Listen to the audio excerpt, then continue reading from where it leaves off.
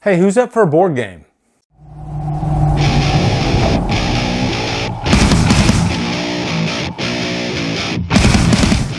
Ouija Origin of Evil stars Annalise Basso, Elizabeth Reeser, Lulu Wilson, and is directed by Mike Flanagan. So guys, I'm not gonna lie, when I saw the trailer for this movie, I knew that it was a prequel to the Ouija movie that was really just panned by critics. I really didn't even give this movie a chance.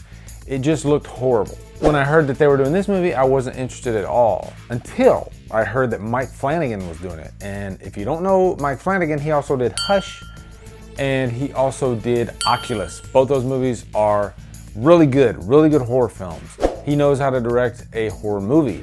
So I thought, hey, I'll go check this out. Mike Flanagan won't do me wrong. So Ouija Origin of Evil is set in the 60s.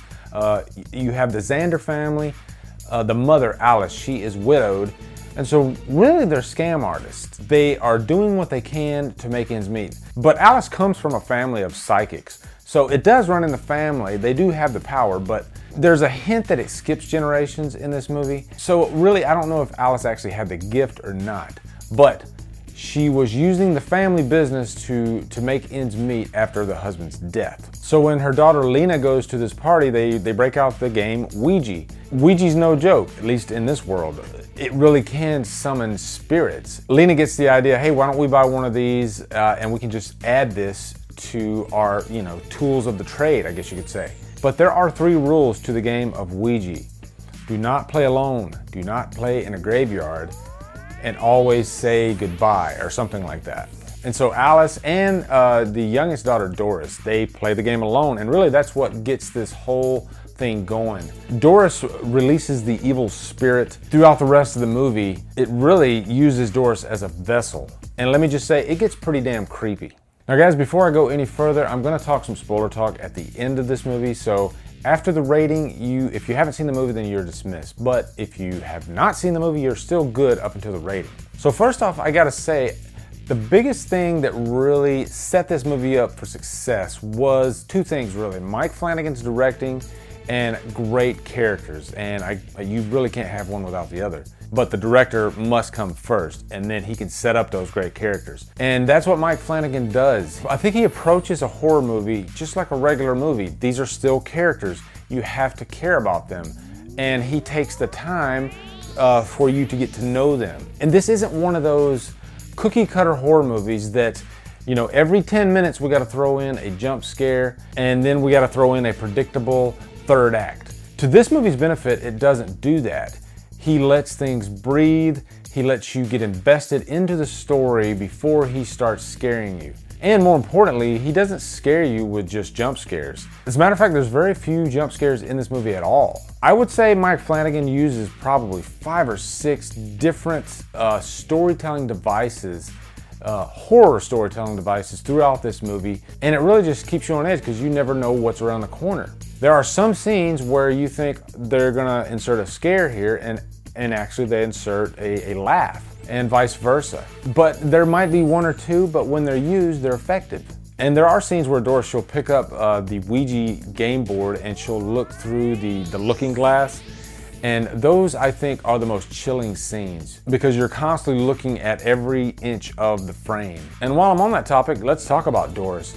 This young actress, really, she carries this movie. She does such a fantastic job. To me, when a child actor can really act, that just really adds something to the movie. It makes it more interesting to me to have a child actor than an adult actor. A lot of times it can make the movie more interesting. Perfect examples of that are like The Omen and Pet Sematary. Children really creep me out in horror movies if done effectively. So really, it's just a golden opportunity for a horror director. If you can get your hands on the right child actor, you can really just scare the crap out of your audience. And that's what Doris does. There are so many scenes in this movie where she just creeps you out. Now, of course, he does use some CGI effects here and there. CGI effects really get on my nerves these days, and I'm not faulting this movie because he uses them very sparingly. As a matter of fact, there was a trailer before this movie for The Bye Bye Man, and they really just ruined it with the actual trailer. They didn't give anything away, but you could tell that every scene in there, they just plugged in CGI. And to me, CGI is just not scary, especially when it's used in abundance. Also, I have to talk about Henry Thomas, who plays Father Tom. He plays a pivotal role in this movie. And really, he is the one that kind of figures out how to combat this danger. As far as any cons for this movie, I would say it is a little slow at times. It's definitely a slow burn, but really that didn't take me out of the movie. So for that, I would definitely give Ouija Origin of Evil a high purchase worthy, actually. This was a fantastic little horror movie. Mike Flanagan is definitely like in my top 3 modern horror directors now. And I'm really looking forward to seeing what he does next. He was actually on the rumored list to direct the next Halloween movie, which would be just a dream. Oh my gosh, if Mike Flanagan directed the next Halloween movie, I might just lose it. Okay, now we're gonna talk a little bit of spoiler talk. So if you have not seen this movie, then you have been warned and you can get out of here. Now, of course, we're just gonna talk about the end of the movie, how they figure this whole thing out.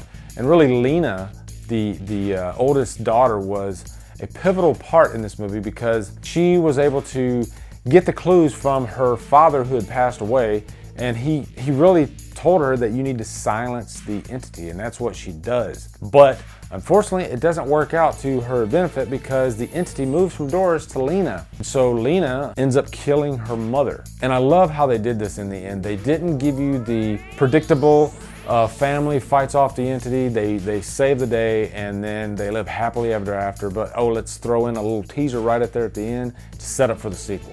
They didn't do that, not really. This ended horribly, actually, for the family. Everybody died except for Lena, who ended up in a mental ward. And I love that little last scene when the doctor's walking down the mental ward and he walks by the door and Lena's just looking straight out. And then all of a sudden you see Doris sitting by her. So the doctor comes and looks back, and then there's Doris on the ceiling coming towards the doctor. Roll credits. Wow.